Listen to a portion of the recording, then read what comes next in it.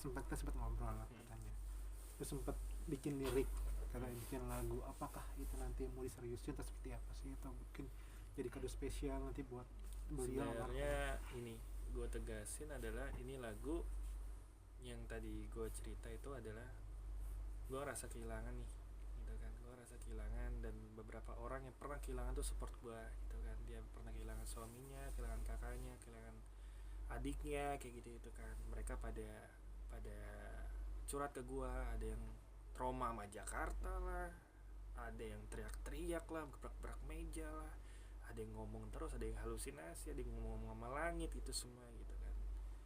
Dari situ gue kayak menyebutkan segitu ya ternyata, dan ini adalah pengalaman hidup gue, semoga ini aja gitu kan yang gue alami dan pertama kali gitu ya, walaupun emang pastilah semua orang pasti akan meninggal gitu kan, cuman pengalaman hidup gue ini yang gak akan gue lupain gitu kan.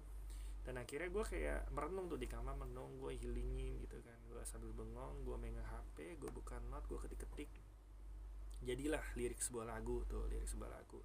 Akhirnya gue pakai nada, oh masuk nih nadanya, udahlah gitu. Itu cara healing gue kan, main gitar gitu.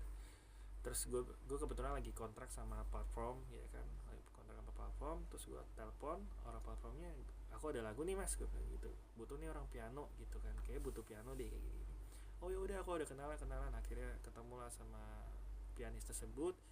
Itu semua singkat, gue 15-20 menit, sampai orang-orang di sampai platform gue juga bingung gitu, kok pada kok cepet banget bikin lagunya gitu. Gue juga nggak nyangka juga kenapa cepat gitu kan. Dan nantilah gue akan, ya kalau misalkan ditakdirkan akan gue share lah itu hasil karya gue gitu kan. Sebenarnya gue juga ada beberapa lagu yang lainnya gitu juga. Tapi lagu itu benar-benar curhatan hati lo untuk perenungan ya, pada saat kondisi lo itu kemarin. Itu sebenarnya mewakili perasaan orang-orang yang gue dengerin dan mewakili perasaan gue juga gitu. Karena di dalam dunia ini bukan gue doang yang pernah kehilangan, pasti semua yang pernah kehilangan gitu. Jadi gue tumpahin dalam sebuah lirik gitu kan, gue bikin nada, ya doain aja lah, nanti bakal gue share kok gitu. Lagi persiapan ya? Persiapan ya sambil santai aja sambil kerja kayak gitu sih, supaya tidak larut terus. ya itu sih proses healing banget ya, bener proses healing. Karena kayak apa ya, gue sebenarnya kayak nih media sosial gitu kan, gue nggak tahu kenapa semenjak gue lagi down banget itu, gue suka nulis, suka bikin status. Kayak gue di status hari kedua dia, gue inget banget status gue kayak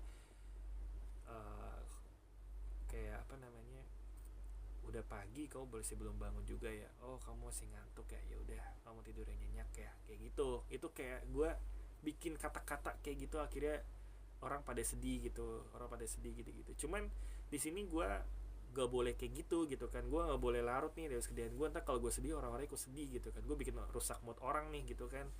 Ya sekarang ya udahlah, gue ngetik dengan kata-kata, gue simpen di note sendiri, gue yang baca sendiri. Kalau itu bisa jadi sebuah lagu ya gue jadiin, kalau misalnya enggak ya sebuah kata-kata aja gitu kan. Yang jelas gue semenjak paling waktu itu gue random di media sosial tuh 3-4 hari ya, 3-4 hari gue gak mau larut-larut kayak berminggu-minggu gue galau atau apa, gue gak boleh gitu kan. Nah itu secara healing gue untuk pengekspresian diri gue, supaya semua apa ya, kesedihan di kepala gue tuh keluar semua. Itu sih Bisa dikatakan ini juga apa ya, sebuah pembuktian lo, kado lo juga buat almarhumah.